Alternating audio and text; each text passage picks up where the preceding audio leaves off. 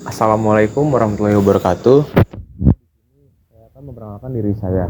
Nama saya Aroyan Abdul Rosyid Alfarisi dengan NIM 2405120014. Di sini saya akan menyelesaikan tugas vlog video dari mata kuliah umum yaitu Pendidikan Agama Islam dengan dosen pengampu Bapak Dr. Zaim El Mubarok MAG.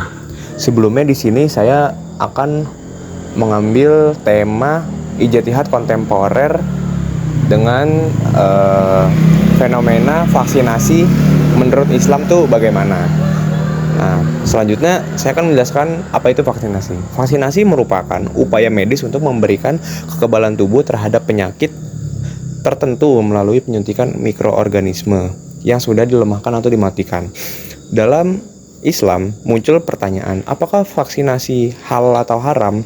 Karena jika ada unsur non-halal dalam proses produksinya itu pasti membingungkan kepada masyarakat awam ya.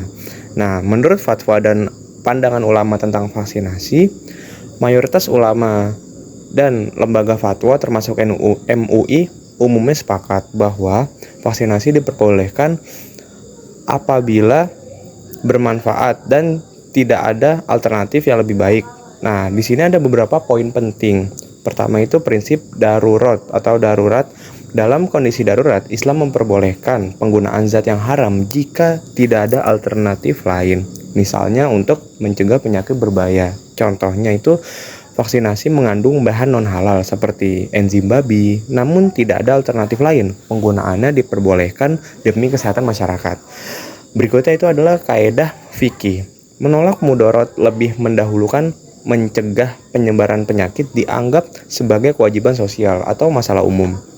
Oleh karenanya, vaksinasi menjadi penting untuk melindungi kesehatan diri dan masyarakat. Berikutnya itu fatwa MUI tentang vaksin halal dan haram. MUI telah mengeluarkan beberapa fatwa terkait vaksin. Jika ditemui vaksin dengan bahan haram atau najis, tapi tidak ada pengganti halal, penggunaannya diperbolehkan dengan alasan darurat.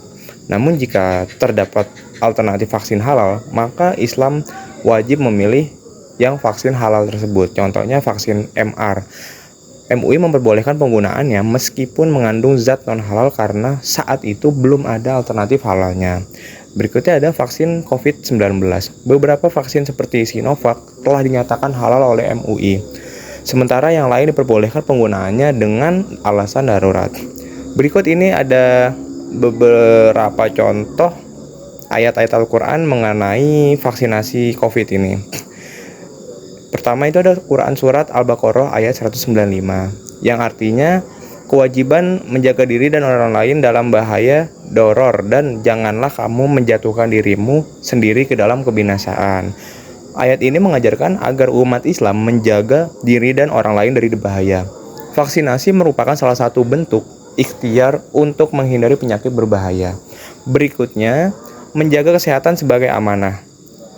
Dari Quran surat An-Nisa ayat 12 yang bunyinya, dan janganlah kamu membunuh dirimu, sesungguhnya Allah Maha Penyayang kepadamu. Kesehatan merupakan amanah yang harus dijaga dan mencegah penyakit melalui vaksinasi, termasuk dalam ikhtiar menjaga diri dari orang lain.